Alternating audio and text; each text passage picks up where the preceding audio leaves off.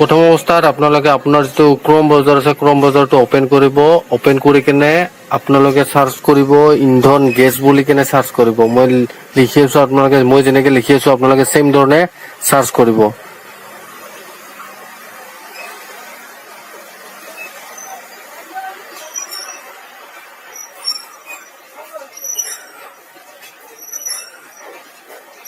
ইন্ধন gas search কৰাৰ লগে লগে এনেকুৱা এটা ইণ্টাৰফেচ আহিব। তো ইণ্টাৰফেচটোত আপোনালোকে যিটো সেকেন্ড অপশন আছে কাষ্টমাৰ পৰ্টেল তাতে আপোনালোকে ক্লিক কৰিব। তো ক্লিক কৰাৰ লগে লগে বেলেগ এটা ইণ্টাৰফেচ আহিব। আপোনালোকক দেখাই আছো কি কৰিব লাগিব, আপোনালোকে চাই থাকিব। তো এনেকুৱা এটা ইণ্টাৰফেচ আহিব। তো আপোনালোকে তেতিয়া প্ৰথম অৱস্থাত আপোনালোকে ৰেজিষ্টাৰ কৰিব লাগিব। আপোনালোকক ওপৰত আপোনালোকে দেখা পাই আছে লগইন আৰু ৰেজিষ্টাৰ দুটা অপশন। তো আপোনালোকে লগইন আৰু ৰেজিষ্টাৰ যিটো ৰেজিষ্টাৰ্ড অপশন আছে আপোনাৰ ৰেজিষ্টাৰ ক্লিক কৰি কেনে আপোনাৰ ৰেজিষ্টাৰ কৰি ল'ব লাগিব। প্ৰথম অৱস্থাত একাউণ্টখন খুলি লৈ কেনে কামটো কৰিব লাগিব। তো ৰেজিষ্টাৰ ক্লিক কৰাৰ লগে লগে এনেকুৱা এটা ইণ্টাৰফেচ আহিব। First name, last name, mobile number, মেইলটো অপচনেল। তাৰপিছত ৰিকেপচাত আপোনালোকৰ দিয়া আছে আই এম ৰবট বুলি আছে।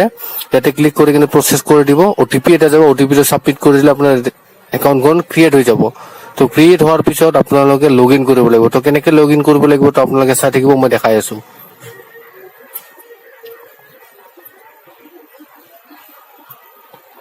তো এতিয়া আপোনালোকে হোম পেজত আহি কেনে লগ ইন কৰি ল'ব। মই লগ ইন কৰি দেখাই আছো আপোনালোকে কি কৰিব লাগিব। তো লগ ইনত ক্লিক কৰাৰ লগে লগে আপোনালোকৰ এনেকুৱা এটা ইণ্টাৰফেচ আহিব। তো ইয়াতে আপোনালোকে যিটো ৰেজিষ্টাৰ কৰিছিলে মোবাইল নাম্বাৰটো ইয়াতে বহাই দিব। তাৰপিছত আপোনালোকে সেন্ড অটিপি কৰি কেনে পাছৱৰ্ডটো বহাই কিনে লগ ইন কৰি লৈ ল'ব। তো মই এতিয়া বহাই আছো, আপোনালোকে চাই থাকিব।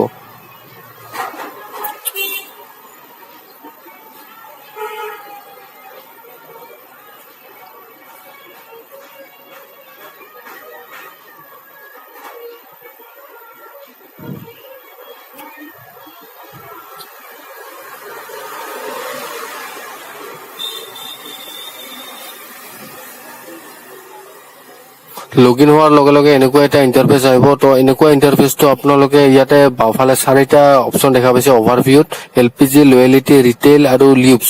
তো আপোনালোকে এলপিজিত ক্লিক কৰিব। মই কৈ আছো এলপিজি ক্লিক কৰাৰ পিছত কি কৰিব লাগিব আপোনালোকে চাই থাকিব। এলপিজিত ক্লিক কৰাৰ লগে লগে এটা নতুন ইণ্টাৰফেচ আহিব। ইয়াতে আপোনালোকৰ গোটেই ডিটেইলছ খিনি দেখাব। আপোনাৰ যিটো ইন্ধন গেছৰ গোটেই ডিটেইলছ, আপোনাৰ কি কি ডিটেইলছ, ঘৰ, এড্ৰেছ, গোটেই টোটেলি এড্ৰেছ দেখাব।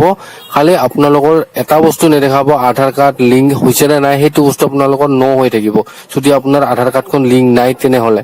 তো আপোনালোকে এইখিনি গোটেইখিনি চাই ল'ব, শুদ্ধ আছে নে নাই গোটেইখিনি চাব। তলত আপোনালোকে চাব লিংক আছে নাই। তো তাৰপিছত ক্লোজ কৰি কেনে আপোনালোকে যিটো কমাৰ্চিয়েল কানেকশ্যন বুলি দেখা পাইছে ইয়াতে ক্লিক কৰিব।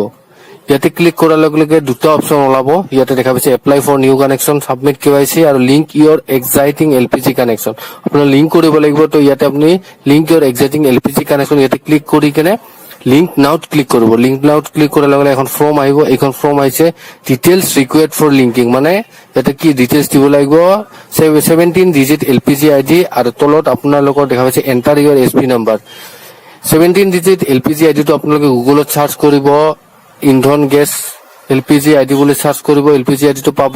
তাতে আপোনালোকে মোবাইল নাম্বাৰ ৰেজিষ্টাৰ মোবাইল নাম্বাৰটো বহাই কেনে অটিপি যাব, অটিপিটো বহাই আপোনালোকে তাতে ওলাব, তাতে বহাই দিলে। আৰু এছপি নাম্বাৰ যিটো আছে আপোনাৰ যিখন গেছৰ বুক আছে সেই বুকখনত আপোনালোকৰ এছপি নাম্বাৰটো লিখা থাকে। এই দুটা বস্তু ওলাই কেনে আপোনালোকে লিখি ইয়াতে টাইপ কৰি কেনে সাবমিট কৰি দিব। তাৰপিছত অটিপি এটা আহিব। অটিপিটো অহাৰ পিছত আপোনালোকে ডাইৰেক্ট ভেৰিফাই অটিপি কৰি ক্লিক কৰাৰ লগে লগে আপোনাৰ এটা অপশ্যন ওলাব সাবমিট হোৱাৰ পিছত যে ইয়ৰ লিংকিং হেজ বিন সাকসেসফুলি। তো আপোনালোকে গম পাব যে আপোনাৰ গেছ যিটো আইডি আছে সেই গেছৰ আইডিটো আপোনালোকৰ লিংক হৈ গৈছে।